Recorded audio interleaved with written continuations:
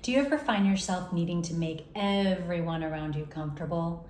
Bending over backwards, working really hard, jumping through hoop, just doing everything you can think of to make people comfortable and leaving yourself uncomfortable? If so, you're going to want to stick around for our chat today. So grab a cup of something. I've got my hibiscus rose iced tea, and let's get cozy and settle in. My name's Cynthia, and I'm a somatic therapist. I help people pleasers and nice girls to stop living for others and to start living the juicy, luscious lives they're meant to live. So in today's video, I'm going to share some of my musings around this phenomena where nice girls and people pleasers bend over backwards to make everyone and their mama comfortable while leaving themselves uncomfortable. And then we'll talk about 3 steps that you can take to stop doing that. So there's this thing that happens with people pleasers and nice girls, which I am familiar with myself as a recovering people pleaser, where we will do whatever it takes. We'll work really hard to make sure everyone's comfortable, often at our own expense. Can you relate to this at all? If so, I'd love to hear from you in the comments below. Let me know how this shows up for you. So I'm gonna share an example of how this looked like for me in my people-pleasing nice girl era. So how this showed up for me in the past was, let's say a friend made some sort of subtle insult or maybe made a jab at me. And instead of acknowledging it, calling them out, setting a boundary, or letting them know that it's not okay, I would either A, laugh inappropriately, B, not say anything. It would be like, see no evil, hear no evil, it didn't happen. I would just pretend nothing happened.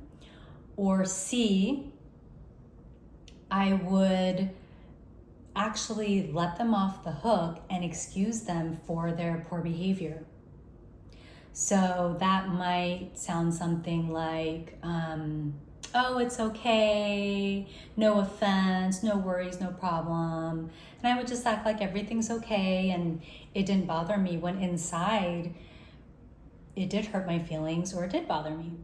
If you can relate to any of this and what I'm saying, then I've got an important message for you. It is not your responsibility to make others comfortable. Let me say that again and see if you can let this message land. It is not your responsibility to make others comfortable. And I'm not saying that you can never make others comfortable. Of course you can. Right? There are going to be times that you want to be there for friends, family, loved ones. So that's not what I'm talking about. What I'm talking about is a chronic people-pleasing pattern of feeling like you always have to make others comfortable, and that becomes your default way of showing up in relationship, which isn't healthy and is only hurting you. So you need to stop, you need to knock it off. Sometimes people need to feel a healthy dose of discomfort to get the cue that something's off, that maybe what they're saying or what they're doing isn't landing well, it's not okay, and it's natural feedback for them to hopefully adjust their behavior. So at this point, you may be saying or thinking to yourself, okay, I can see that. I can see how I might do that sometimes. And what can I do about this? So let's talk about 3 steps that you can take to stop doing this. If you can relate to anything that I'm sharing today, please like and subscribe and send this to a friend, a loved one, someone that you think could benefit. So let's get into the 3 steps. So step number 1, instead of letting others off the hook, you're going to let yourself off the hook.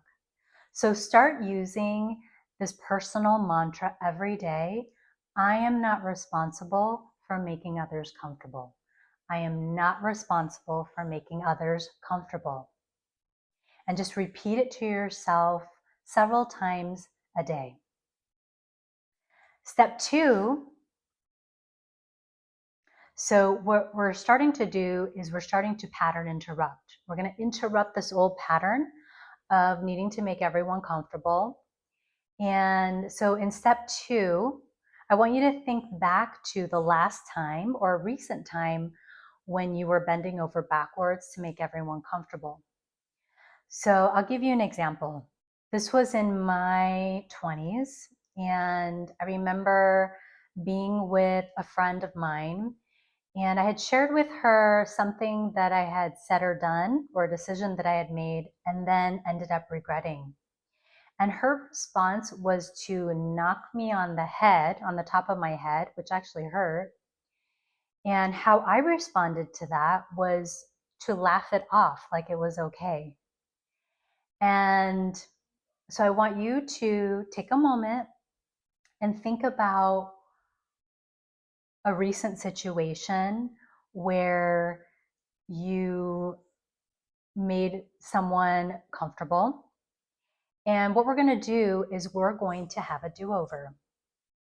So you're going to then think about that situation, and if you could have a do-over, how would you have responded differently? So taking my example, where my friend had knocked me on the head, if I could have a do-over, I might have responded in a few different ways. I could have, one, said something like, ouch, that hurt.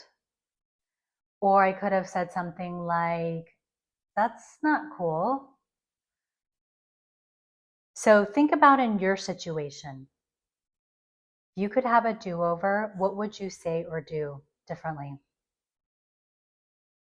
Step number 3, you're going to visually rehearse this new behavior. So taking this recent situation, you're going to visualize that situation replaying, but this time you're going to play it out with the new ending, with that new behavior where you get to respond differently, say something differently, act differently. I'm curious to hear your experience with this exercise and how it goes for you. Let me know if you have any other questions or comments around this. I've enjoyed spending time with you and having this chat, and I'll see you in the next video.